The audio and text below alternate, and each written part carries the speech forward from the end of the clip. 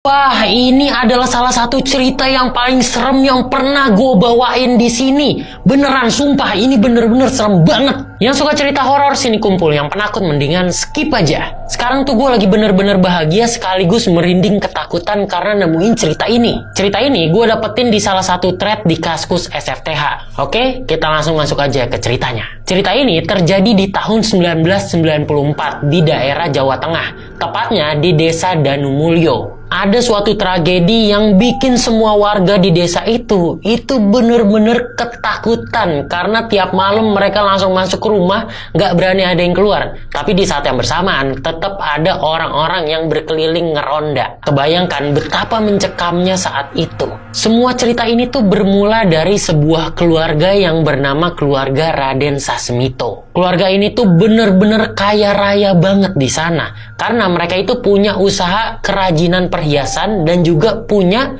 pabrik batik. Bahkan mereka itu sampai dipercaya sama beberapa kerabat keraton. Jadi kalian kebayang lah tuh, itu bener-bener kaya banget. Keluarga itu tuh punya beberapa anak, tapi nggak semua anaknya itu hidup enak, hidup serba kecukupan. Ada juga anaknya yang hidup serba kekurangan, namanya Lek Samin. Ya, kalau saudara-saudaranya itu pada hidup enak, Lek Samin ini hidup tuh bener-bener serba kekurangan. Dia tinggal di rumah istrinya, itu yang udah reot banget. Dan itu juga rumahnya dari mertuanya. Saat itu, istri Lek Samin itu lagi sakit stroke, jadinya butuh uang untuk pengobatan. Akhirnya Lek Samin ini mendatangi saudaranya buat meminta rumah peninggalan orang tuanya nih, rumah warisan, itu dijual lah, supaya dia bisa dapat duit buat ngobatin istrinya. Tapi saudaranya nih yang kaya itu malah nolak dan marah-marahin Lek Samin. Lo nggak mikir ya, ini tinggal satu-satunya peninggalan bapak. Kalau mau dijual kita nanti kayak gimana? Saudaranya ini nggak memikirkan Lek Samin yang pada saat itu tuh nggak punya duit dan emang hidupnya tuh bener-bener susah. Seharusnya kalau rumah itu nggak mau dijual, paling nggak pinjemin duit kayak ke Lek Samin. Lah ini nggak juga. Udah tuh, setelah itu Lek Samin pulang dan singkat cerita, akhirnya istrinya Lek Samin ini meninggoy. Dan ketika prosesi pemakaman, saudara-saudaranya Lek Samin yang pada kaya-kaya itu sama sekali nggak ada yang datang.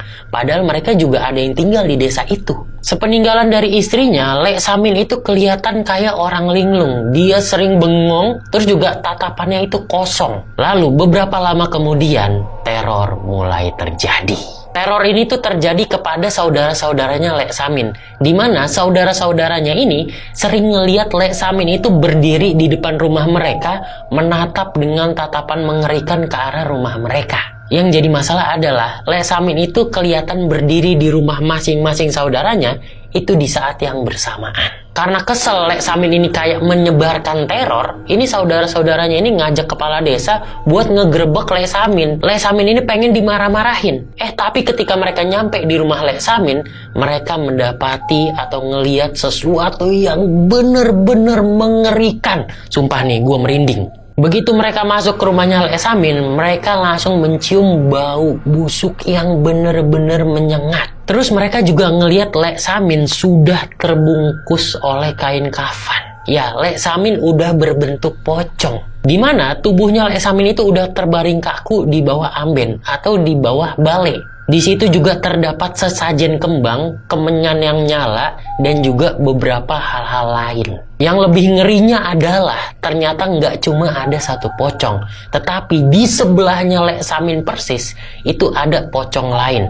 Tapi pocong yang ini, itu kain kafannya udah lusuh, udah penuh dengan tanah. Ketika diperhatikan, ternyata itu adalah tubuh ataupun pocong dari istrinya Lek Samin. Mukanya udah membusuk dan aromanya bener-bener bau banget. Sumpah asli ini gue bener-bener merinding banget, parah. Selain itu, di dinding rumahnya yang berbahan dasar anyaman itu terdapat tulisan dari Lek Samin yang dimana itu ditulis menggunakan darah. Tulisannya itu adalah, tidak ada satupun dari keluarga Sasmito yang pantas hidup. Mereka bertanggung jawab atas nyawa Indri istriku. Mereka harus melihat dan terus mengingat apa yang telah mereka lakukan pada Indri. Mereka dan siapapun yang terlibat harus merasakan akibatnya. Aku bersumpah setiap tetes darahku akan merintih dan menuntut nyawa atas kematian Indri. Bila aku tidak bisa membalas dengan hidupku, akan kubalas dengan kematianku. Tulisan itu bener-bener bikin semua orang ketakutan, terutama keluarganya.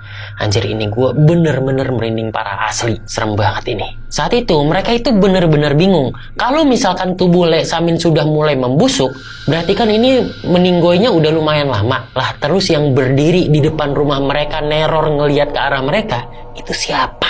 Beberapa jam kemudian, Bu Siti, kakaknya Lek Samin yang juga ngelihat kejadian itu tiba-tiba menerima telepon dari adiknya yang namanya Erna. Erna ini tinggalnya di Surabaya dan dia kebetulan belum dikabarin kalau Lek Samin ini udah meninggoy. Yang jadi masalah adalah di telepon itu, Erna itu bilang kepada Bu Siti kalau Lek Samin itu datang ke rumahnya. Ngedengar itu, Bu Siti benar-benar ketakutan dan di situ dia bilang ke Erna, "Nak, Samin udah meninggoy tadi." Ngedengar itu Erna ini benar-benar bingung.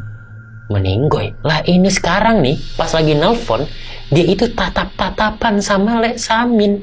Lek Samin ini lagi duduk di ruang tamunya dia. Di situ juga tubuhnya Lek Samin itu kelihatan bener-bener pucat. Erna tuh bener-bener ketakutan. Dia nanya ke Bu Siti, "Bu, ini kak gimana ini?" Tapi karena ketakutan, Bu Siti pun langsung mematikan telepon. Ketika Erna ngeliat lagi ke Lek Samin, ternyata kedua anaknya lagi main sama Lek Samin itu.